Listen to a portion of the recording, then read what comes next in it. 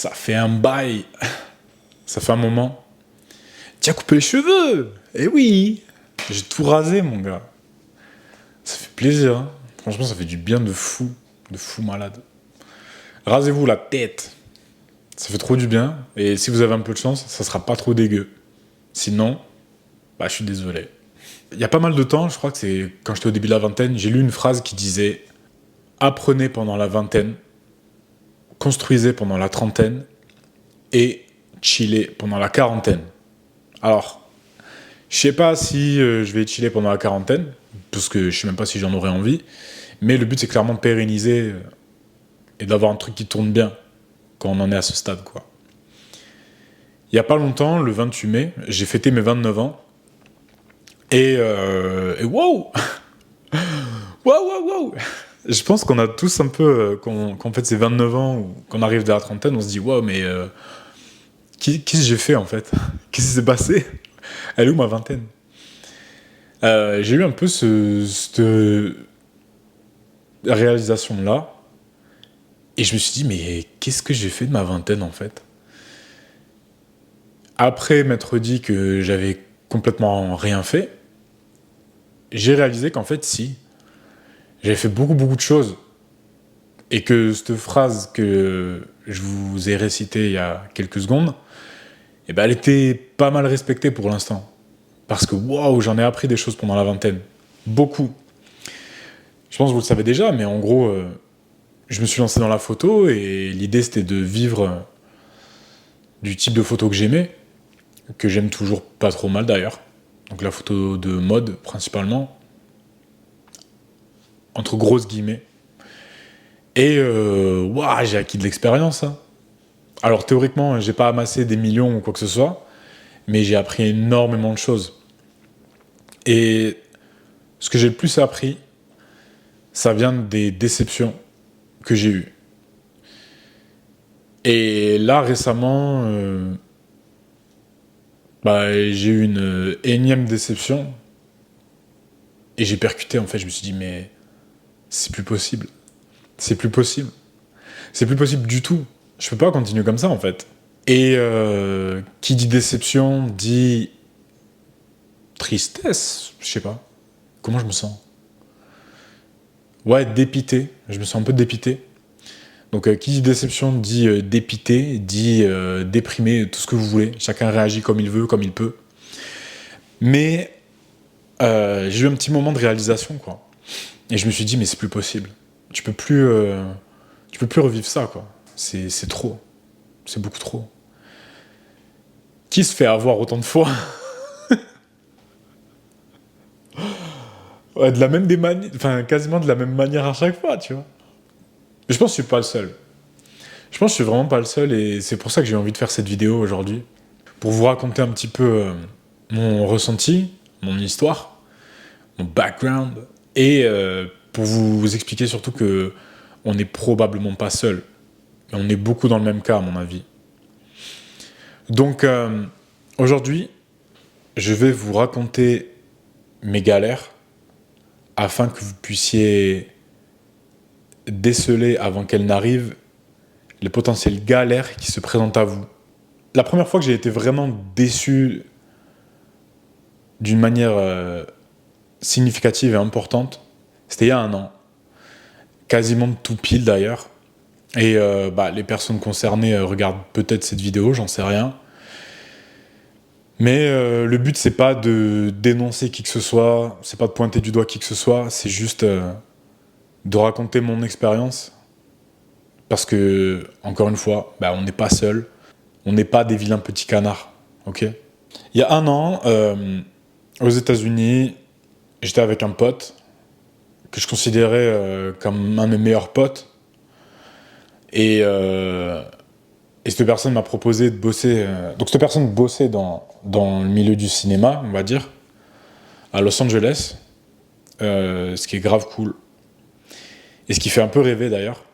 Et m'a proposé de bosser, entre grosses guillemets, sur un projet, une idée dans l'audiovisuel, un projet fait maison, entre grosses guillemets. Ce qu'il faut savoir, c'est que vraiment, moi je considérais cette personne-là comme mon meilleur pote, quoi. Ou un de mes meilleurs potes, du moins. On avait déjà fait pas mal de projets ensemble. Mais good, vraiment, aucun questionnement. Et le projet en lui-même, je le trouvais fun. Je le trouvais fun, même si c'était pas 100% ma cam. Je me suis dit, vas-y, let's go, quoi. Ça a l'air gaulerie. On va bien voir où ça va aller, quoi. On discute du projet, on filme le projet, je rencontre les gens qui sont impliqués dans le projet. Et ça avance petit à petit. Et en vrai, dès le début, je l'ai pas senti, tu vois. Dès le début, je l'ai pas senti. Et je me suis dit, il y a 2-3 trucs qui me titillent un peu, quoi. Notamment les personnes avec qui on a bossé sur ce projet-là, quoi. C'est des gens qui m'ont jamais inspiré confiance. Malgré ce que les gens peuvent dire, peuvent faire, des fois on a juste un ressenti. J'avais le mien. Mais je me suis dit, ok, vas-y, pas de souci. Il faut laisser les choses se faire, quoi. On verra bien. Je me trompe, peut-être, peut-être pas. Je me trompais pas. Je me trompais pas du tout. Bref, on avance sur ce projet un petit peu. On n'avait pas beaucoup de temps parce que j'étais pas là pendant très longtemps. J'y étais pendant 2 semaines seulement. Et on avance, on filme le truc. Il y a 2-3 fois des choses dont il faut qu'on discute un petit peu parce que soit j'ai pas capté, soit j'essaie de donner un nouveau point de vue, etc. Mais en vrai, ça avance bien, quoi. Et de mon point de vue, j'étais grave impliqué parce que j'ai tout filmé seul. J'ai tout filmé seul, ok. Le but, c'était de faire un peu un épisode test pour ce projet-là. J'ai tout filmé solo, même si j'étais pas à l'initiative du scénario ou quoi que ce soit. J'ai tout monté solo également. Et une fois le projet terminé, après qu'on m'ait remonté les bretelles 1 ou 2 fois en mode ouais, t'es pas impliqué, frérot. Et que j'ai répondu ok, ouais, je suis peut-être pas le plus impliqué, mais si, vas-y, j'ai envie de finir le projet, c'est d'ailleurs pour ça que je suis là, quoi. Après ça, je suis rentré en France, et pour X raisons, je me suis fait évincer du projet, et je vais pas m'éterniser sur qui a raison, qui a tort. Tout ce que je peux vous dire, c'est que le projet s'est terminé pour moi, et de mon point de vue, et je l'ai vécu comme une trahison, quoi, clairement. Et à ce jour, après 1 an, après avoir cogité pendant 1 an, je suis toujours aussi déçu, en fait, de la manière dont ça s'est passé. J'ai peut-être tort, j'ai peut-être raison, qui sait, je saurais jamais. Surtout quand les 2 parties ont leur point de vue, comment vous voulez savoir qui a raison, qui a tort? C'est juste impossible. Tout ce que je sais, c'est que ça a mis fin à une amitié, que ça a mis fin à un projet aussi, et plus qu'un projet pro, un projet de vie, parce que j'avais quand même dans l'esprit d'éventuellement déménager à Los Angeles, quoi. Parce que quand t'as ton meilleur pote là-bas et que t'as potentiellement des débouchés professionnels, ça fait envie. Mais voilà, première déception où je me dis waouh, plus jamais j'accorde ma confiance à qui que ce soit. Ça, et dans ces moments-là, on est à balle quand on se dit ah, plus jamais, plus jamais, plus jamais. Bref, c'est la première histoire.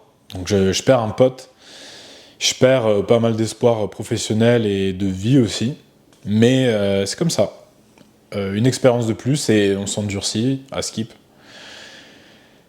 Deuxième fois où ça arrive, donc j'étais à Toulouse.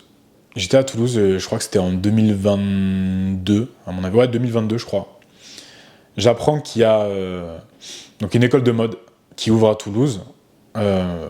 Et je me dis, waouh, une école de mode qui ouvre à Toulouse, c'est quand même grave chambé parce qu'il n'y en a pas beaucoup. Et donc je vais leur rendre visite. Je découvre le concept, etc. Franchement, bête de concept, trop bien. Trop bien. J'ai rien à dire sur le projet de cette école de mode-là. C'est banger de fou. C'est génial. Il faut qu'il y ait des projets comme ça. Je ne vais pas balancer le nom parce que c'est un peu bizarre, mais de toute façon, vous cherchez, vous allez vite trouver, quoi. Et je propose donc à cette école-là, je leur dis, écoutez, moi, voilà, j'essaie de bosser en tant que photographe de mode. je vois très bien que vous n'avez pas des moyens faramineux, surtout pour une première année à Toulouse. Parce qu'il faut savoir que cette école existe déjà à Paris depuis longtemps et que ça marche pas trop mal. Ça marche même bien d'ailleurs. Et je leur dis, moi, je suis trop chaud de vous accompagner cette année, gratuitement, bénévolement, à partir du moment où le projet me fait kiffer. Et voilà, et le jour où ça décolle, si vous avez un budget et que vous êtes content de ce que je fais, bah go quoi, faites appel à moi quoi. C'était un peu histoire de dire, je bosse avec vous parce que ça me fait kiffer, parce que je trouve que le projet il est banger. Je fais mes preuves, comme ça au moins le jour où vous avez un petit peu de budget, faites croquer. Trop bien, t'es au top. Je pourrais vous montrer la liste des messages que j'ai reçus là, en mode t'es trop bien, t'es au top, on a trop de chance de t'avoir. Ok. L'année se passe, je bosse sur pas mal de projets, je dédie beaucoup de temps quand même à cette école-là, mais avec le cœur, franchement. C'était juste une bête d'expérience. J'ai beaucoup appris, hein. Franchement, même si j'ai pas été rémunéré, j'ai appris énormément. Donc ça, je le regrette pas du tout et je suis très reconnaissant. Mais voilà, ce qu'il faut savoir, c'est que 2022, je suis quand même déjà allé filmer bénévolement le défilé de l'école de Paris. 2023, après avoir passé un an bénévolement, j'apprends qu'en gros, pour filmer le défilé de fin d'année de l'école de Toulouse, bah, ils ont appelé quelqu'un d'autre. Alors ouais, certes, ils ont appelé une boîte de prod qui avait techniquement plus de moyens que moi, sur le papier. Hein. Techniquement, ils avaient plus de moyens que moi. Concrètement, c'était éclaté. C'était éclaté le taf qu'ils ont fait. Et je me suis senti un petit peu trahi, entre grosses guillemets, parce que faut arrêter de mentir, en fait. Faut arrêter de mentir. Les gens, quand ils vous disent « j'ai pas de budget », c'est faux. C'est du bullshit. Genre vraiment.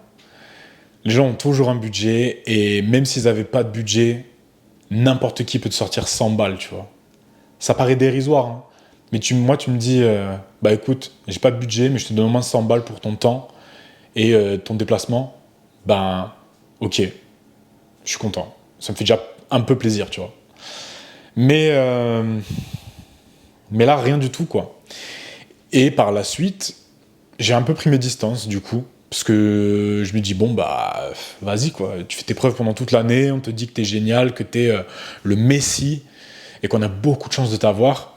Mais vas-y, c'est bon, ça fait un peu plus d'un an et il se passe rien. Surtout, ce qu'il faut savoir, c'est que je suis allé à Paris à mes frais pour filmer le défilé de l'école de Paris, que j'ai en plus pondu un genre de... pas un mini-reportage, mais un montage vidéo du défilé pour une grosse chaîne de télé, bénévolement, gratuitement, encore une fois, parce qu'ils avaient un interview le lendemain. J'ai fait ça dans le train, en galère, en speed, mais bien quali.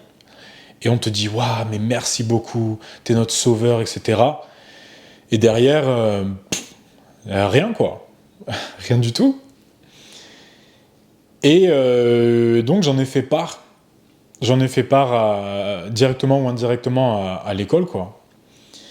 En me disant, bah ouais, en vrai c'était cool, mais je suis un peu deg parce que bah, ça commence à me coûter un peu d'argent.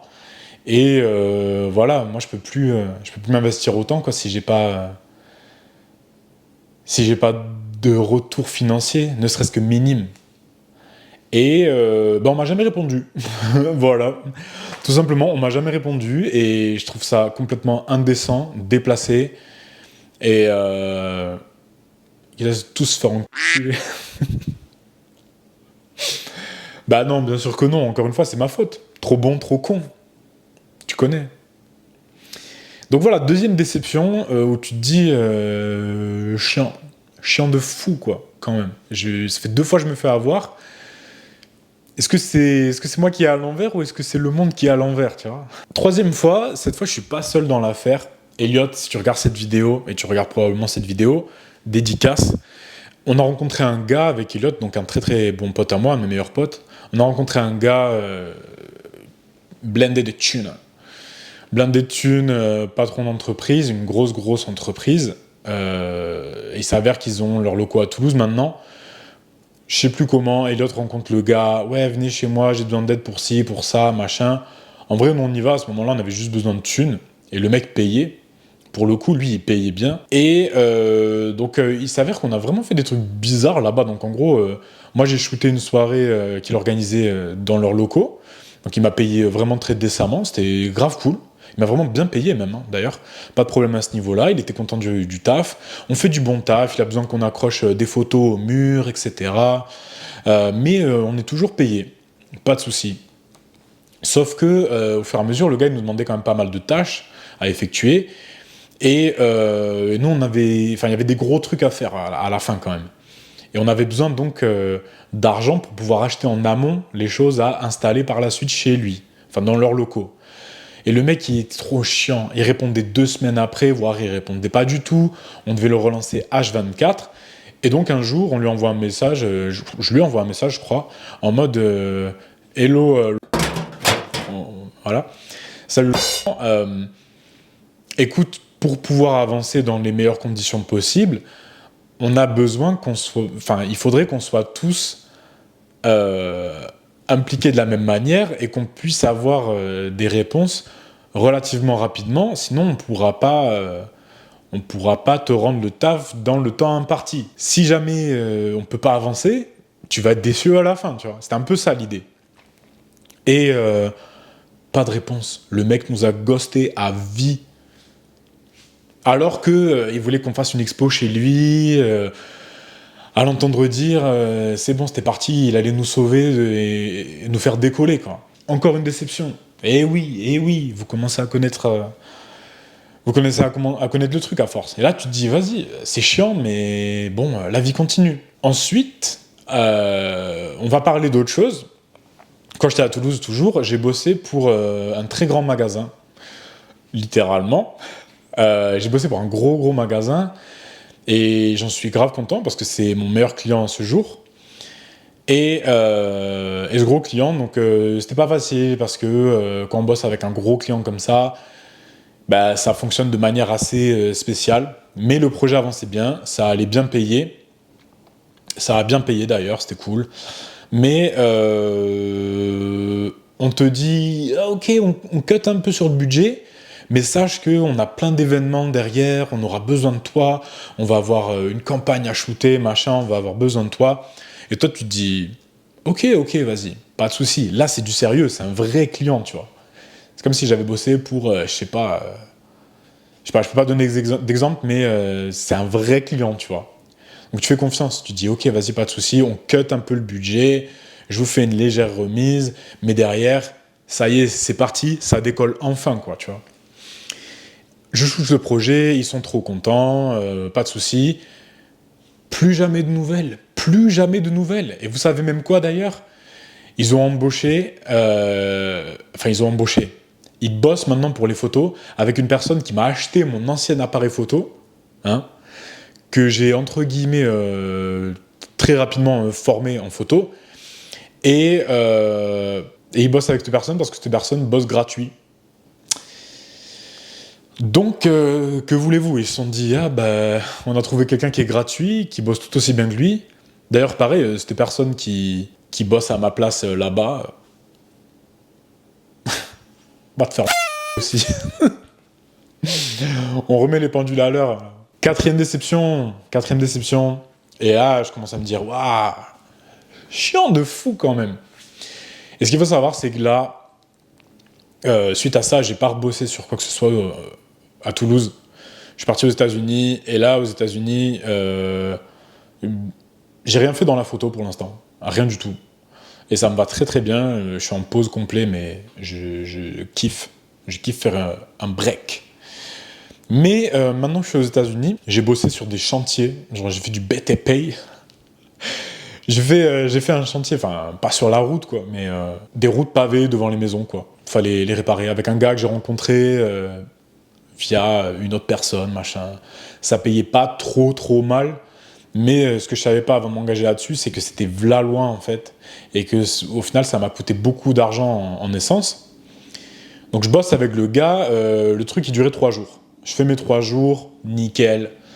Et le mec, il me fait, putain, en vrai, tu bosses trop bien, c'est génial que tu sois avec moi, 20 balles de l'heure, il me payait. Et moi, j'avais dit, oui, vas-y, une autre 20 balles de l'heure. Mais je m'étais dit, tu sais quoi, c'est pas cher payé pour ici. Mais l'idée, c'est que j'aille bosser avec lui, que je lui montre que je suis grave un bon bosseur, et que derrière, si je lui demande un peu plus d'argent, il sera chaud. Parce que je veux me rendre indispensable à ses yeux pour qu'il percute, putain, il me le faut, donc même s'il me demande un peu plus d'argent, je dis oui parce que je vais gagner du temps. Pendant qu'on bosse, le mec, il me dit pas quoi.